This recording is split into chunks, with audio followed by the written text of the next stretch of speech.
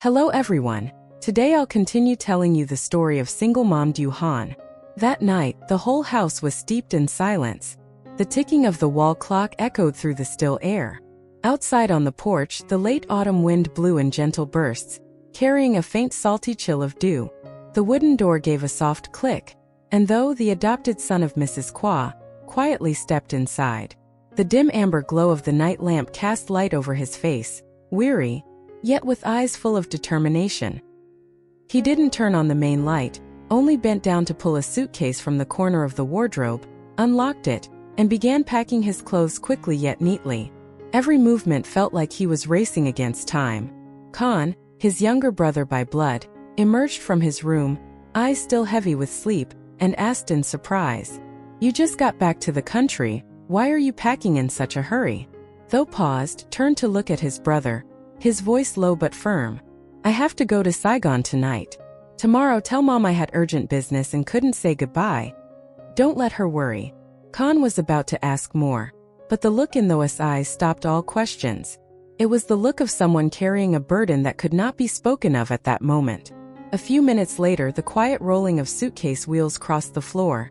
The door closed, leaving the house still in silence, but the atmosphere had changed, heavier and filled with unspoken meaning. The next morning, pale sunlight filtered through the curtains, scattering dappled patterns across the floor.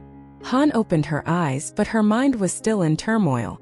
She had tossed and turned all night, drifting into brief moments of sleep only to wake again, trapped in the endless loop of her thoughts.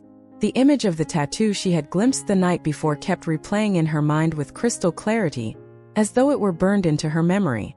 Her heart was caught between unease and hope, hoping it was all just a coincidence, that the tattoo didn't belong to the person she feared it might. She wanted to believe she had mistaken it, that her worries were nothing but imagination. Han lay there for a few more minutes trying to shake the thoughts away, but the harder she tried, the more tangled her mind became. A quiet sigh escaped her lips.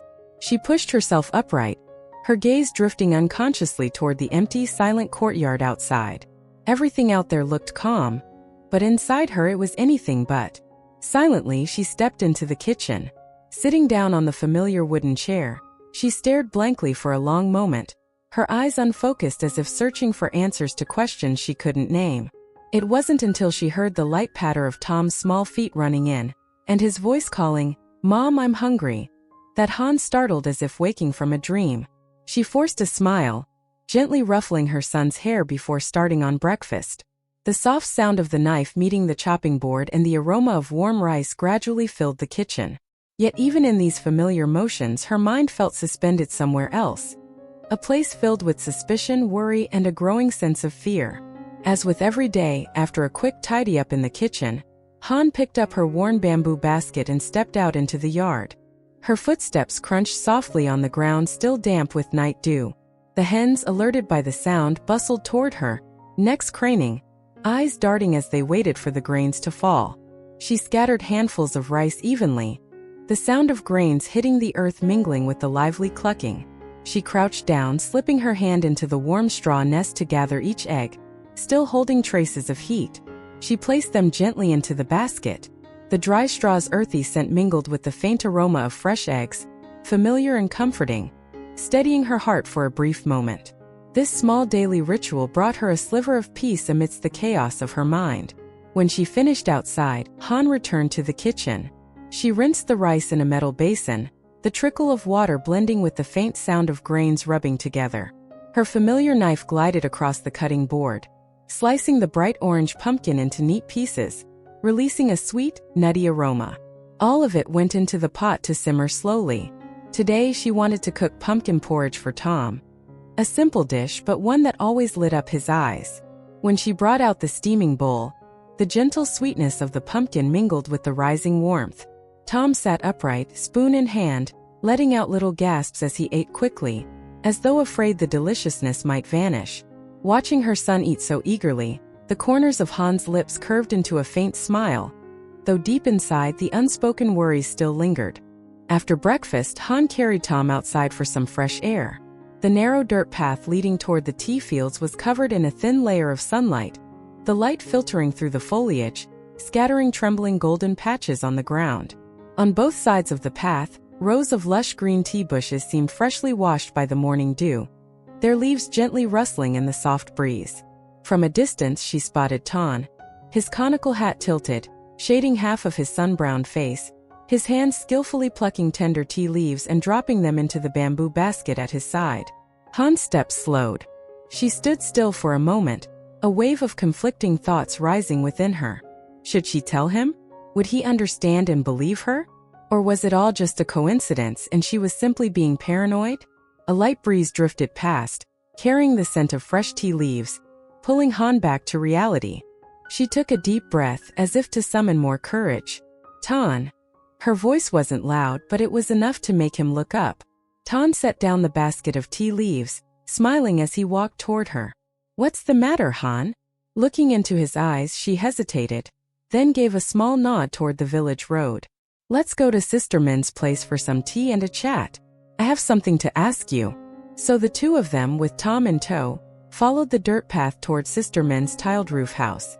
In the yard, Sister Min was tending the fire to boil a kettle of green tea, the flickering flames reflecting on her sun-darkened face. Seeing them approach, she hurried to invite them in. They sat down at an old wooden table worn with age, a steaming teapot before them. Han clasped her hands together, lifted the cup of hot tea, and took a small sip to gather her courage. The warmth spread from her tongue down to her chest, yet her mind still felt tangled in the web of thoughts waiting to be spoken. As they arrived, the sound of a dog barking from the porch signaled guests. Sister Min stepped out from the kitchen, still holding a wooden ladle, her brown blouse marked with traces of ash, but her face lit with a bright smile. Oh, Han and Ton, it's been a while since you two came by. She asked a few questions about Tom and the garden, then quickly poured each of them a cup of steaming green tea. The earthy aroma of fresh tea leaves mingled with the rising steam, warming the senses. Han lifted her cup, taking a small sip. The slight bitterness spread over her tongue before leaving a sweet aftertaste.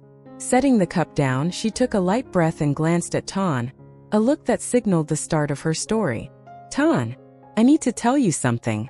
Han's voice was slow but carried a trace of tension. That day, the day my house was robbed, there were two of them. You caught one, but the other still hasn't been found. Tana's brow furrowed as he leaned in to listen more closely. When I went to the police to report it, I saw him, and he even tried to threaten me again. During the struggle, I noticed a tattoo on his neck. She paused for a moment, her eyes flickering with unease. Lowering her voice to almost a whisper, she continued. That tattoo, I'd know it anywhere. It looked so familiar, exactly like one worn by someone I once knew. Before Ton could respond, Sister Min's voice called out from the kitchen, tinged with gentle reproach. Hun, why didn't you tell me when you were robbed? Did you think I couldn't help? Han stood up, flustered, and walked over, bowing her head slightly. I'm sorry, sister. I just didn't want to make you worry, so I kept it to myself. Sister Min sighed, but still took Han's hand, her eyes warm with affection. No matter what, you're like a younger sister to me. Whatever happens, don't bear it alone. Those words warmed Han's heart, yet the images in her memory still urged her to continue. Returning to the table, she took a deep breath and described in more detail. That tattoo. It was right behind his left ear, the lines very sharp, as if it had been done not long ago. In the center was a small, intricately detailed crown, and around it were a pair of outstretched bird wings. Each feather was etched with precision, looking both strong and proud. I've seen it before. On someone I know, so much so that when I caught a glimpse of it, my heart felt like it was being squeezed tight. Ton stayed silent, his eyes lowered to the wooden tabletop, his fingers tapping unconsciously. Han leaned closer, whispering a name into his ear. He flinched slightly, his expression shifting instantly, from surprise to deep thought, then to heaviness. A long silence followed, broken only by the sound of a light breeze slipping through the tea bushes outside. If we're wrong, we'd be accusing someone unfairly, Ton said quietly, but if we're right, this is far more dangerous than you think. Han swallowed hard, her hands instinctively tightening around the hem of her shirt. The two exchanged a look of agreement. All right, Ton said, we'll go to Aunt Qua's. We need to find out for sure before saying anything to anyone. Outside, the tea leaves quivered softly, and the last drops of morning dew fell with faint splashes onto the ground. Neither said it aloud, but both Han and Ton could feel it. This trip might change everything. After leaving Sister Min's house, they followed the dirt path curving through rows of young tea bushes, now turning a deeper green toward Aunt Qua's home. The morning breeze carried the grassy scent of tea leaves mixed with the damp aroma of soil after the night's dew, swirling around their footsteps. The red-tiled roof of the house appeared in glimpses between the tall, straight erica palms, their fronds swaying lightly in the sunlight. The yard was unusually still. No chickens, no sign of anyone. Only a few dry leaves spun in circles on patches of moss as the wind passed. Ton stopped at the weathered wooden gate, one hinge sagging slightly and creaking softly under the wind's touch. He turned to her, lowering his voice. "You go in and speak to her as usual. I'll walk around and ask the neighbors if anything strange has happened lately." Han nodded, pushing the creaky gate open. Stepping up onto the porch, she noticed several old bamboo chairs covered in a thin layer of dust, etched with the marks of time. On the tea table sat a cold pot of tea, golden residue settled at the bottom as if it hadn't been washed in days. "Aunt Qua, are you home?" Han called, her voice echoing faintly in the still yard. No answer. She stepped further in, her feet meeting the chill of the worn-patterned tiles. She called again several times before hearing a faint sound from the innermost room, a light cough followed by the creak of a bed. Han approached, pushing the door open. Pale light from a tiny window fell across the figure of a thin woman lying on her side. Aunt Qua's face was pale, her hair disheveled, her eyes only half open. "Oh no, you're sick?" Han hurried to her side, worry in her voice. Aunt Qua forced a faint smile, her voice hoarse. "Yes. I've been unwell these past few days. Who did you come to see?" Han hesitated, choosing her words carefully. "I came to see, though, your adopted son. I haven't seen him in a while." For a moment Aunt Qua's gaze faltered, as though a thin veil had been drawn over something. She turned her face toward the window, her voice lowering. "Though went to Saigon last night. He didn't tell me, only told Con. I only found out this morning. When he gets back, I'll give him a scolding for leaving without saying a word." Afraid of worrying her further, Han decided not to press the matter and let her rest. She knew that asking more now would only add to Aunt Qua's concerns. "Please lie down and rest, Auntie." Han gently helped her settle more comfortably, pulling a thin blanket up to her shoulders. "Let me give you a massage to help you feel better." Han placed her warm hands gently on Aunt Qua's shoulder, moving slowly down her thin arm. Her skin was icy cold, the muscles tense with fatigue. Every motion was tender and deliberate, as though Han wanted to pass on some of her warmth and peace to the ailing woman. While Han stayed inside caring for Aunt Qua, Ton took the narrow winding path through the village to ask around for news. The damp dirt road was lined on both sides with fresh tea bushes, early morning dew still clinging to the leaves, glinting in the light. He began at the house next door, where Uncle Thin, once a hunting companion of Aunt Qua's late husband, was splitting firewood. When he heard Ton ask about though, the man set down his knife and smiled warmly. "Though? He's as gentle as the earth itself. The whole village loves him. Always greets people, and if anyone needs help, he's there right away." Ton nodded his thanks and moved on to the next house. There, old Mrs. Sow, thin but with bright eyes, leaned on her cane by a bamboo fence and said in a cheerful voice, "He even has a girlfriend now, you know. A good girl from a good family, well-mannered, hard-working. The two of them are getting married soon. The whole village is looking forward to the big day." That Ton froze. In his mind, he heard those own words from before, soft-spoken but firm, saying he was gay and had never had a girlfriend. The two pieces of information stood at opposite ends, impossible to reconcile. A sense that something was wrong crept over Ton, as if he'd stumbled onto a tightly hidden knot. He kept going, stopping by several more homes. Each person he asked seemed to be reading from the same script. Though was a good man, well-liked, never aggressive or quarrelsome. One even told how though had once skipped an entire market day to help a neighbor repair their tin roof before a heavy rain. But not a single person mentioned anything negative. By the time he'd gone all the way around the village, all Ton had gathered were glowing praises. No new information, no hint of suspicion. Everything seemed perfect, too perfect, to the point it made him uneasy. He returned to Aunt Qua's house, intending to ask her directly about though. But as soon as he stepped through the door, Han approached, resting a gentle hand on his arm and speaking in a low but firm tone. Don't ask right now. She's sick, and bringing up though will only worry her more. Tan met Han's serious gaze. After a moment's hesitation, he gave a small nod. You go ahead home, Han continued. I'll stay and help her tidy up a bit before I leave. He agreed and stepped back out through the gate, though his eyes still held a thoughtful weight, as if piecing together the fragments he'd just gathered. Inside, Han rolled up her sleeves and began cleaning. She collected all the clothes from the wash basin, scrubbed them clean, wrung them out, and hung them neatly on the drying rack behind the house. She swept the old tiled floor thoroughly, each stroke of the broom banishing the thin film of dust. On the porch, the bamboo chairs, once dulled with neglect, gleamed a warm golden brown after being wiped down. She carefully sorted miscellaneous items, returning them to their proper places, until the house looked orderly again. In her room, Aunt Qua lay resting, occasionally peeking out, her voice weak but full of gratitude. Thank you so much, Han.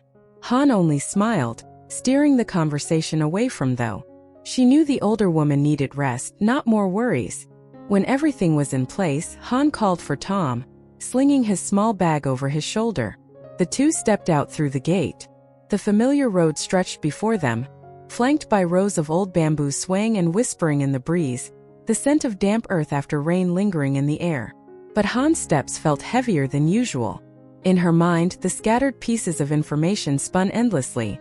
The tattoo behind the ear of the stranger during the robbery, those words to Tan, and the villagers' unwavering praise. They were like pieces of a puzzle that refused to fit together. She looked toward the end of the road, where the afternoon sunlight was turning to a deep gold, swallowing the shadows of mother and child into one long beam. The unease clung to her, quiet yet persistent, as if it were waiting for the right moment to break free. That afternoon, Han had just brought Tom home. The small house was quiet, with only the faint rustle of bamboo screens swaying in the breeze outside the porch. She had just set her bag down on the table, and was about to light the stove when a voice called out from the gate. Hun. The familiar voice made her pause. Stepping out to the porch, she saw Khan standing at the gate, a worn backpack slung over one shoulder, his smile bright. The late afternoon sunlight fell across his sun-browned face, bringing back a rush of memories, from the times they had traveled together when she returned to the Mekong Delta in search of her father, to the many occasions he had helped her without hesitation. Khan! Han exclaimed, hurrying to open the gate. Just as Khan stepped into the yard, another figure appeared at the end of the lane. A petite woman with neatly tied hair, walking briskly toward them. Han blinked in surprise. It was Yuyan, her close friend whom she hadn't seen in so long, the one who had shared with her those difficult days in the riverside countryside. Oh my God, Yuyan! Han could hardly believe her eyes, her joy spilling over. Without a thought for distance or formality, the three of them wrapped each other in a tight embrace in the middle of the yard. Laughter burst out naturally, echoing beneath the tall erica palms, sweeping away the lingering gloom in Han's heart. The embrace was both firm and warm, holding the tenderness and bittersweet joy of an unplanned reunion. What brings you both here? Han asked with a bright smile. We had some business nearby and thought we'd drop by to see how you're doing. Didn't expect to catch you right at home, Khan replied, his voice brimming with enthusiasm. Yuyan added playfully, maybe someone arranged for us to meet today. Han invited them inside. The small house, usually so still, suddenly came alive with chatter, mingling with the sound of Tom scampering around the table, his wide eyes curious about the guests. Han quickly set a kettle on the stove, brewed tea, and placed on the table a plate of bonnet lagai her neighbor had given her earlier. The three of them sat together around the old wooden table, conversation flowing effortlessly. Khan talked about his recent long journey, Yuyan spoke of her new job, and Han shared a little about her life over the past few months. Laughter rang out warmly, filling every corner of the small house. In that moment, Han realized that, amidst all the unresolved troubles weighing on her, she was still fortunate to have true friends by her side. Friends who would sit with her, listen and face whatever storms lay ahead together. Hello mọi người, lại là mình đây. Sau những ngày khó khăn và vất vả Thì cuối cùng hôm nay có một ngày rất đặc biệt với Hân. Hân được đoàn tụ với Uyên và Khánh, hai người bạn mà cô đã quen trong chuyến đi tìm cha của mình ở miền Tây. Cuộc đoàn tụ này giúp cho Hân vui vẻ và quên đi những suy nghĩ trong lòng. Nhưng bí ẩn đằng sau hình xăm là gì? Liệu rằng có phải là người quen của Hân hay không? Thì mời các bạn đều đón xem video tiếp theo nha. Để không bỏ lỡ bất cứ một video nào thì mọi người nhớ like, share, bật chuông thông báo để nhận thông báo khi mình đăng video mới nhất. Cảm ơn mọi người đã xem hết video của mình. Rất mong được mọi người ủng hộ video. Xin chào và hẹn gặp lại mọi người.